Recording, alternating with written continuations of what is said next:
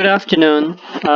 So from a previous lecture about the explanation of the code on PyCharm with regards to my favorite topic on PAA and SAX, which is the approximation of the time series functions. Uh, so in this video, what to expect in this video? So let us start with that first. In this video, we would be covering the entire application, the plots, and the visualization or with regards to the piecewise aggregate approximation and symbolic aggregate approximation. So let us get started. You can see the first plot from the previous, if you remember during the while explaining the code in the previous video lecture, I had mentioned that we will take a look at the plots in the report because that is the right place to do that. So here we are with that. In this plot in front of you, you can see the plot for the piecewise aggregate approximation and symbolic aggregate approximation of RHB bank, which has been conducted using the PC2, principal component 2. And because we are doing this exercise, if you remember, I had also mentioned that we want some independent methodology to compare against what discovery we made in terms of the hypothesis evaluation during the principal component analysis, right? So in this case, we take the same two pairs where we found the similarity, which is the RHB stock behaves similar to the insurance stock, which is Takaful, which is over here that you can see.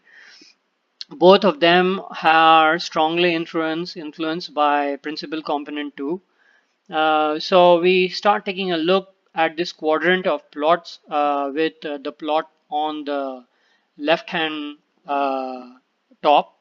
Um that is the raw plot. So basically this plot shows you just a simple PC plot. So it gives you the values of PC which are ranging from -1 to 4, which would be in the data frame, the series data frame, which was normalized by the scalar.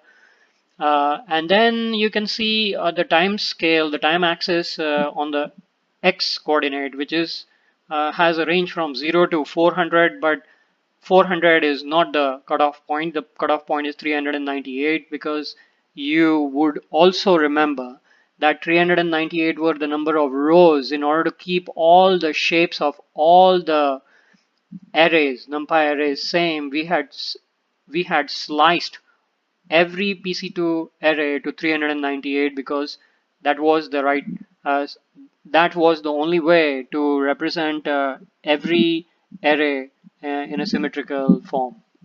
So that is the description of the axis. This is the raw variation of PC2 against the time. So this is the synthetic time series, if you would like to call it.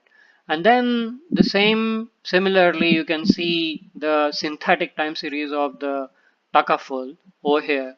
And when you compare both of them, RHB and just the raw time series of RHB and Takaful, I'll just blow this thing. Oh, sorry, I'll just minimize so that you can see both of them together in the same plot. I think that's too small, so let me just increase the size again, just to keep the raw, just to see the raw against raw, right? I think this become very big. So raw against raw, you can see that both the variations of the PC2 are similar, nearly similar. So it starts off with a bump. It also has a bump over here. Then you have a second peak. Second peak is diminished in case of Takaful, but it does show the second peak followed by a valley. Takaful also shows a valley over here, then followed by another rising pattern with a flat plateau on top. another rising pattern, but not so high, but still a flat plateau on top, followed by a tiny peak, followed by a tiny peak but slightly elongated, then a valley. The valley is not visible over here, but that's the difference. But then you have a sharp rise, and you also see a sharp rise over here, and then a falling trend, and then so on and so forth. So the raw trend literally in both the cases mimics each other.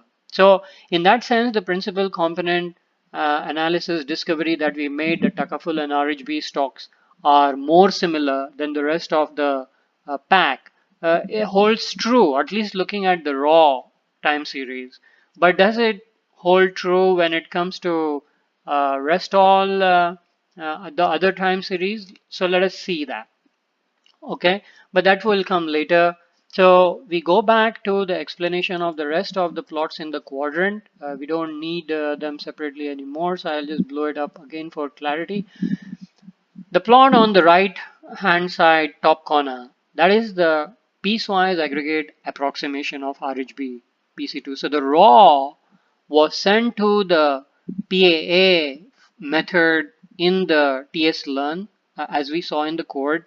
And then you can see that in this particular plot, if I just blow it up, you can see all, it's like a very square waveform kind of a plot.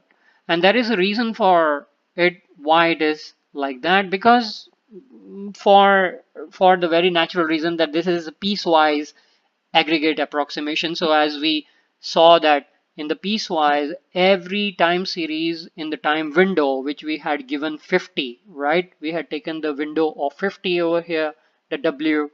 So 398 were broken down into 50 windows. So you will see 50 flat horizontal lines. If you can count them, it will be 50 in number.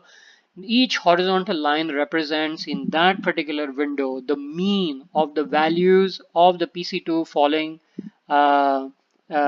corresponding to the window of time. So for the given X, whatever values of Y are there, their average is nothing but is the piecewise aggregate approximation. So it keeps on doing that for the entire time series, and it approximates the entire raw series into this square waveform represented by mean. Then that gets sent over here to the symbolic approximate aggregation, symbolic aggregate approximation, sorry about that.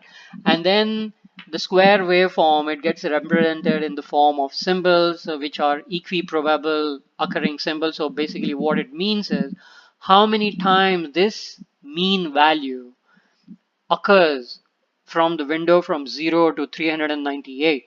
So the number of times that particular horizontal mean value occurs in this plot, it will receive a symbol.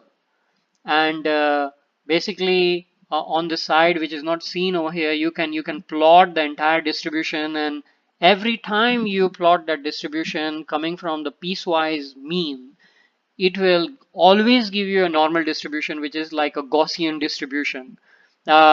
It's is it a coincidence? It's a natural phenomena. We do not know, but interestingly, that is how every single distribution of the time series, when you break it down into the piecewise approximation, that is how it will look like. So where these horizontal lines are then nothing but they are the probability of those mean the symbols assigned for equiprobable values. So this symbol here will be similar to the symbol here, to the symbol here, to the symbol here. Similarly, the symbol here is similar, same, not similar is not the right word, same as symbol here, symbol here, symbol here, symbol here, here, here. All the symbols are same because they are they are drawn from the same probability values of the occurrence of that mean value. So that's about how the plots look like. So we come from the raw plot, piecewise aggregate approximation, symbolic approximation. We used 50 windows over here, 50 pieces, if you remember clearly, we put in 10 symbols to represent, so it has got a wide range of selection because we want to very closely represent this complex time series. So we gave 10 symbols. And then in the final plot over here, which has got a devil inside here with the two horns, you can see these are basically mimicked by, if you remember, we gave the 10 symbols and the 10 slopes for its symbol, right? So these slopes that you see are for each symbol mimicked by those 10 slopes. And that is how we come from the raw time series to a synthetically generated symbolic time series, which is for me quite astonishing way of doing it, a very interesting way. So I think that's all for this presentation.